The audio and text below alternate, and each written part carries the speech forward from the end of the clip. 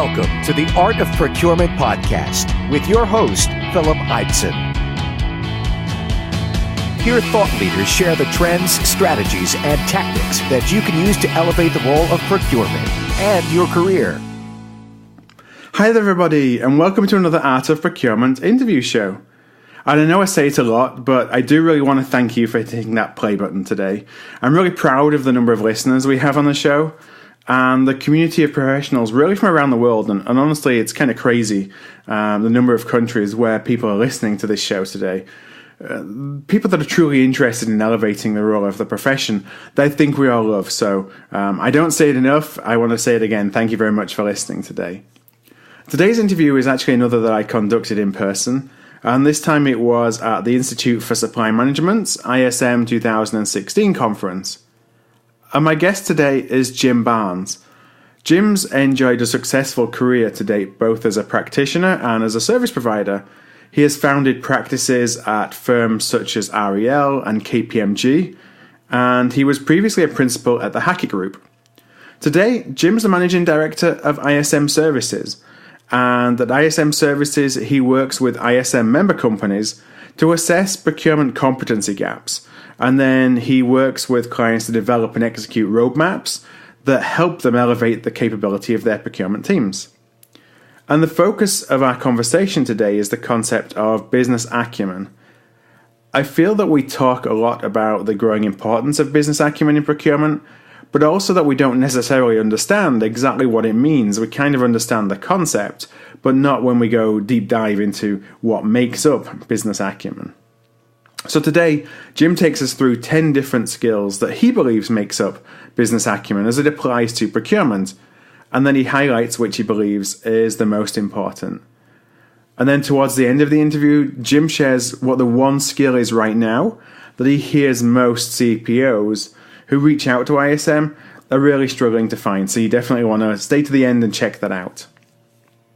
Before we go into the show, I'm actually really excited to announce the very first Art of Procurement giveaway contest. So I've teamed up with the market intelligence team at Denali Group to offer one lucky listener a market intelligence report of your choice from a selection of all the different market intelligence reports that Denali publishes, and I think it's over 70 at this point, both covering direct and indirect categories of spend. And so I was just talking to Denali about the initiative. They actually forwarded me one of their reports on car rental as an example of what they provide. And I'm genuine in saying this, that when I was a practitioner and I used to be a buyer of corporate travel back in the day, I would have loved to have had a report such as this that really went deep dived into the market and the suppliers in the market. In car rental, when I would award business, it was typically using just leverage. But I think that if I'd had access to this kind of information, it would have allowed me to approach the market a lot more strategically than just put pricing, honestly, in the hands of a bidding event. So if you're interested in a chance to win, just head on over to artofprocurement.com/Denali report. So you'll just have to enter a simple question and enter your email address. Full terms are on that page. So I hope you sign up. The success of this contest is really going to help me make the case to other service providers to make their products and services available to Art of Procurement listeners in similar types of contests of this. And, I think that's a good thing for all of us. So to enter again, that address is artofprocurement.com/Denali report. And that's all one word. All right then. Well, let's go straight into the show with Jim.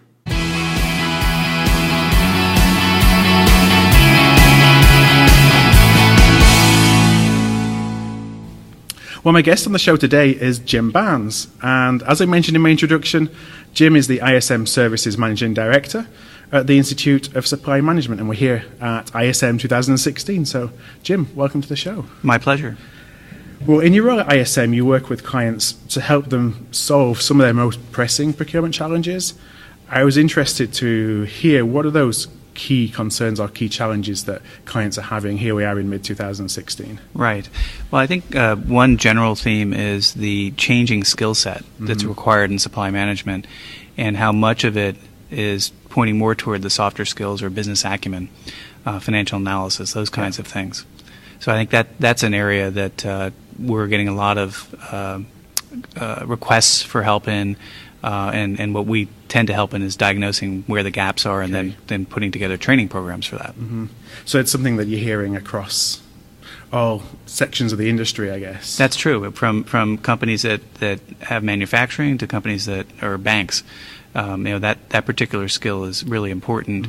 Mm-hmm. When you think about old procurement, it was much more of a tactical kind of job, and today it reaches across departments and across the enterprise, and you've got to have the kind of skills that can be successful in doing that. Are those old, I say old skills for the want of a better word, I mean, they're still important, but do leaders believe that they're easier to train? They can bring people in with some of the softer skills and train them the technical skills? Yeah, I think the technical skills of yesteryear are being automated as well. Yeah. So in some respects, they're going away. Right. But in other respects, yes. The blocking and tackling of procurement will remain there for a while. And the real opportunity, though, is the more strategic, value-added types of skills. Right.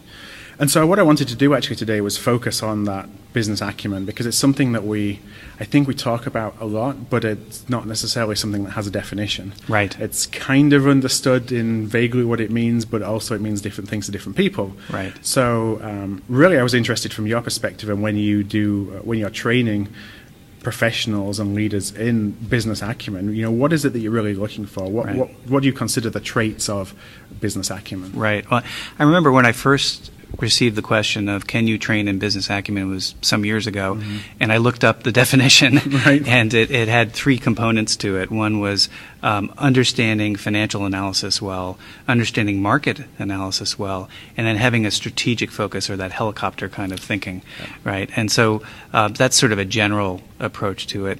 At ISM, we can turn to the ISM mastery model and the particular components that make up the sub-competencies around business acumen. And those are everything from building good business relationships to communication to leadership to stakeholder engagement. Yeah. So, I know that you wrote, and this is something that kind of stood out to me, that you had 10 different, essentially, subcategories that came under business acumen, from building relationships and intelligence, change.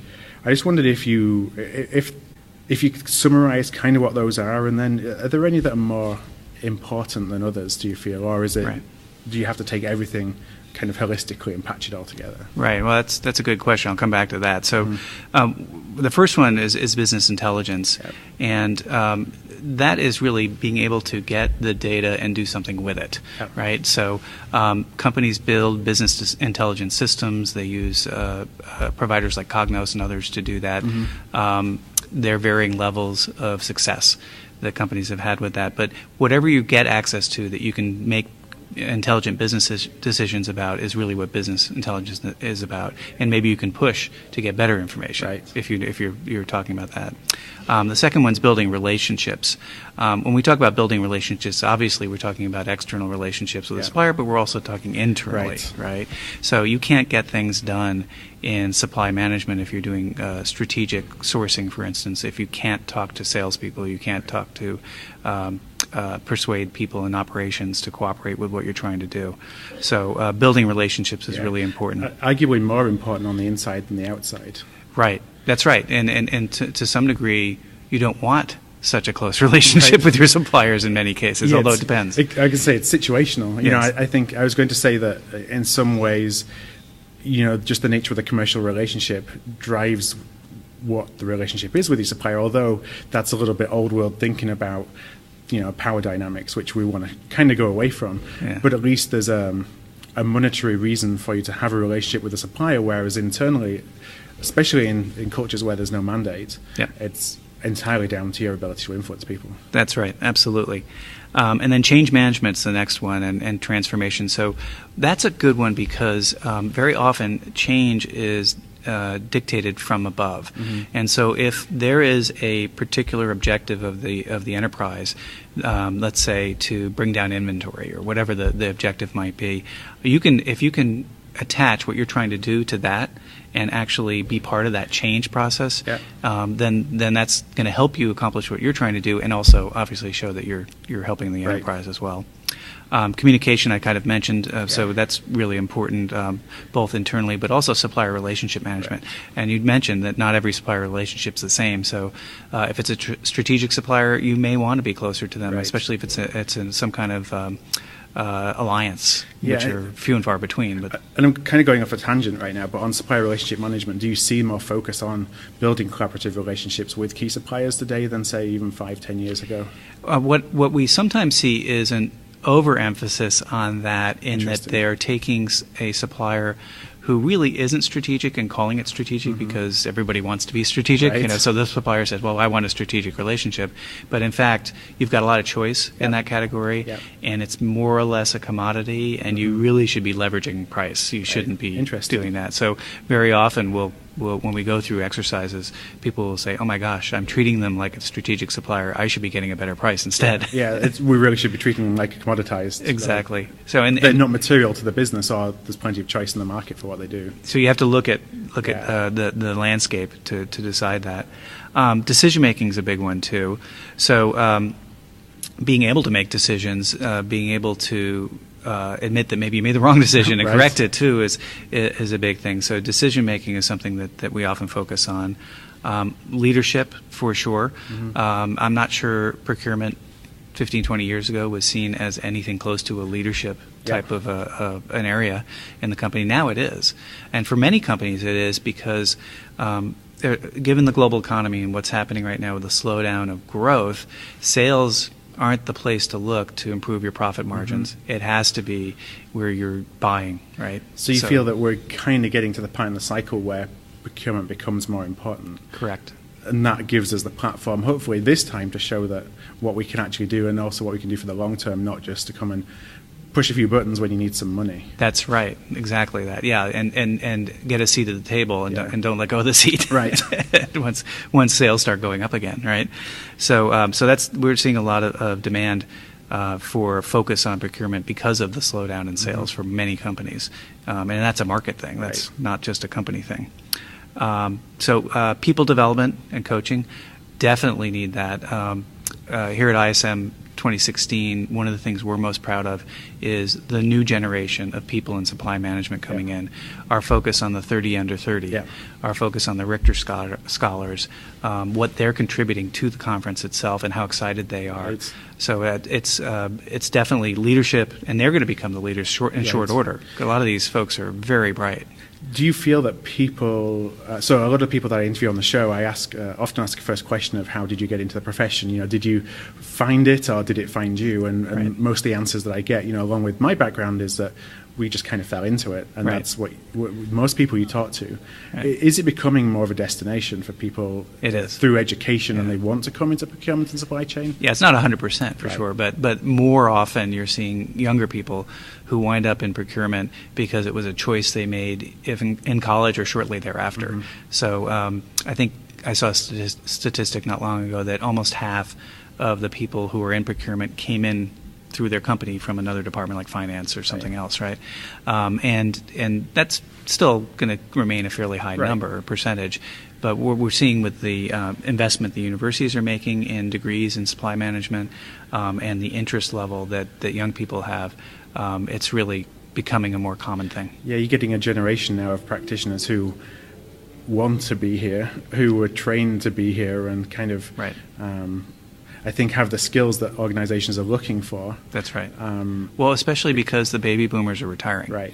And so they're replacing somebody who's been in procurement for 30 plus years with someone who's just getting into it, but has a different perspective. Right. And maybe the kind of skill set and perspective that is built for the future. Right. So, results focused would be another area that we talk about in terms of sub-competency of business acumen. That's very important because it's still procurement. It's still you're looking for a result out of what you're getting, whether it's a net cost savings or some other value add to the organization. Could be cash flow through negotiating a better deal on who holds the inventory.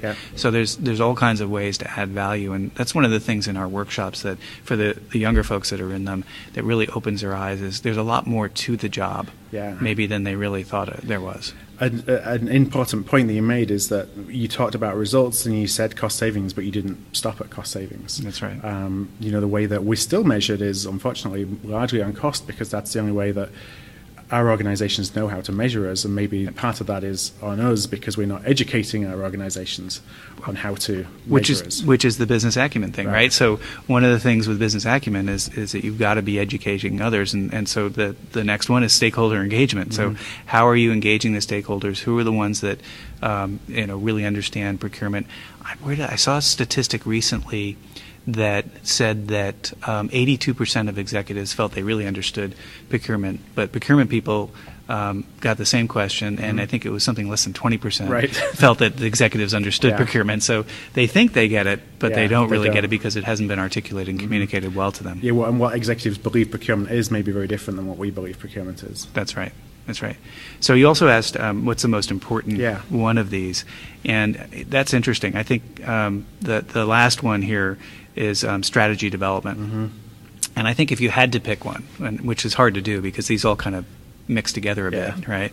I think it would be for, say, a certain role like a category manager, it would be strategy development. If you don't have a strategy around your category, what are you doing, right?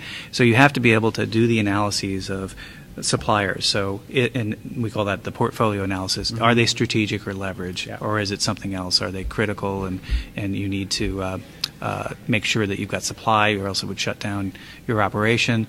Or are they really just routine, office supplies, that kind of thing, right?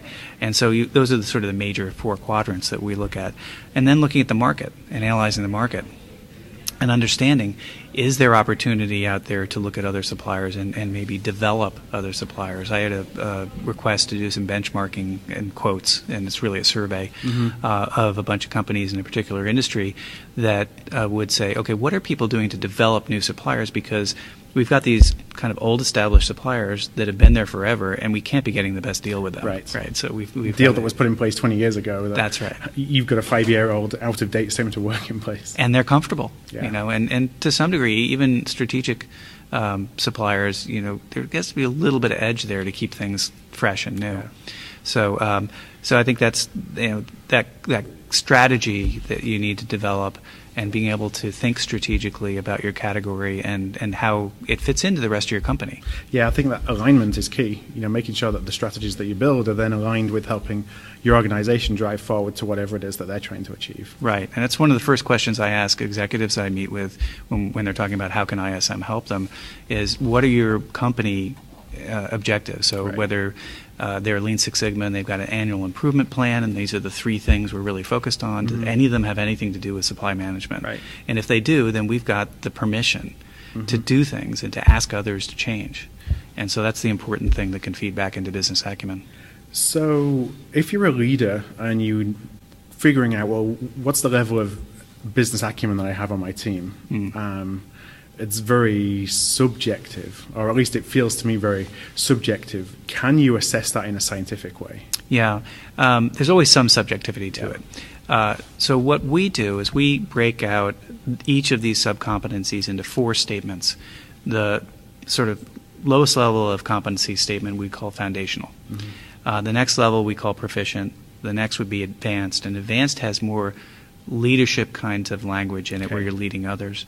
And then mastery would be that level of where you're a senior director or maybe a chief procurement officer level. And so the words we use in the language in describing each of the subcompetencies at those 4 levels makes it possible to go in and say, gee, that's me today. That describes how I can work today. And so what we do is we actually take the mastery model and provide a survey where individuals go in and select the statement that's closest to their current capability, and we map that out and say, okay, well, let's say Philip is very good, he's advanced, and we want him to be at least proficient, so he's overachieving in negotiations and his knowledge there. But when it comes to financial analysis, he's only foundational, and we want him to be at least proficient. So maybe there's some courses he could take online, or there's a workshop if there are a bunch of people who have the same subcompetency where they're struggling a bit, where we can train people and give them the skills and the tools to do it better. When you're looking at it from an organizational perspective, are you wanting to have everybody at a certain level of competency, or is it just the nature of a team where you have people who are better in one thing, people who are better in the others, and you want to kind of put them in roles that best suits wherever their strengths are? Yeah, so people come in with both their temperament and what they like to do, as well as what they've experienced and have learned, right? And so that's going to vary, especially if you have a newer team. And so what we'll do is we'll do the assessment and find out where the gaps are both individually, so you can have an individual learning plan, and those gaps would be relative to their role. So let's say we have a senior buyer and a junior buyer role. Well, the junior buyer role, you might be setting most of them at proficient, where you're trying to get them just to that level. Whereas the senior buyer, you want them advanced in many of the different ones, but not maybe all of them. Maybe foreign exchange, for instance. They don't do a lot of foreign exchange. It's not a real requirement of the job. Proficient's fine. That kind of thing. So the targets are set, customized and set to the company and what they expect that role to do. So we're really helping companies to be explicit about what's expected in a competency level for a role at a certain level. And I know this is a very subjective or situational kind of question, but as specifically as you can, kind of how long does it take for people to learn these skills, essentially, to go from one level to the next? Because everybody wants people to change as quickly as possible, but these are tough skills to master, and it takes experience. What guidance do you give people in terms of how long it's going to take to start seeing a difference in their team? Right. Well, some of these could be almost immediate if you had let's say a workshop like what we do around building strategy. So there are specific tools. If you use them, you'll come out of it with a strategy, right? So those are a little more tangible, if you will. The less tangible ones might be things like leadership, communication, and that's practicing. So we put people in leadership situations in role playing. We put people into situations where they're going to have to communicate in 30 seconds an elevator pitch for their project, and that doesn't get them all the way there, but it gives them that experience to then try again. So I have just one final question, and that's when you talk to clients, what's the one skill that they're experiencing a particular shortage on right now? I ask that because this is a good place to start for ISM members, listeners of the show here. If there's one thing to invest in today that there's a big shortage of in our industry, what would it be? Yeah, I think if you look at the broader, no matter age, industry, the request we get most often is around analytics. So I think procurement over the years was not all that analytical, really. It was more of a gut feel thing of I'm gonna beat up the supplier on price. We can use a spreadsheet to look at RFP responses, but that's exactly. But we don't really understand the market because we don't know how to analyze it. So I think the skill area that's most requested would be around financial, market, and portfolio types of analyses, and organizing that in a way where everybody's using a common tool and expected to actually apply that tool in their day-to-day job. And is technology making that easier, or is it actually making it more difficult because you suddenly have access to a lot more information than you ever used to before? It should be easier because you're still using a common tool, and the more information. I mean, and people are different. Some people will still have a little bit of that gut feel. They'll go through the process, and others will never be satisfied until they've researched every piece of data they can get. So, and we have that in classrooms. We do a supplier financial analysis exercise where we break people into small groups and give them an actual supplier to go analyze their financials. And the ones who do the sort of cursory review just look at those financials and draw some insights and say, yeah, I know them. Others will look at the competitors and say, well, why is that number different? And they'll research the quarterly analyst calls, and listen to them for 45 minutes, and come in the morning and have a wow presentation. And those are the ones that are just great because then everybody else is a little shamed. They took a 2-minute look at a few key numbers and figured, it looks okay to me. It looks good enough, right? So. All right, well, we're coming up against time, Jim, so I really want to thank you for being available for having this conversation today. What I'll do is I will link up to the ISM mastery model, also EISM, and your LinkedIn profile in the show notes, so people know where to contact you if they would like more information. Those are going to be at artofprocurement.com/Acumen. That's artofprocurement.com/Acumen. So, Jim, thank you very much. Thank you very much, Philip. Thanks. Bye.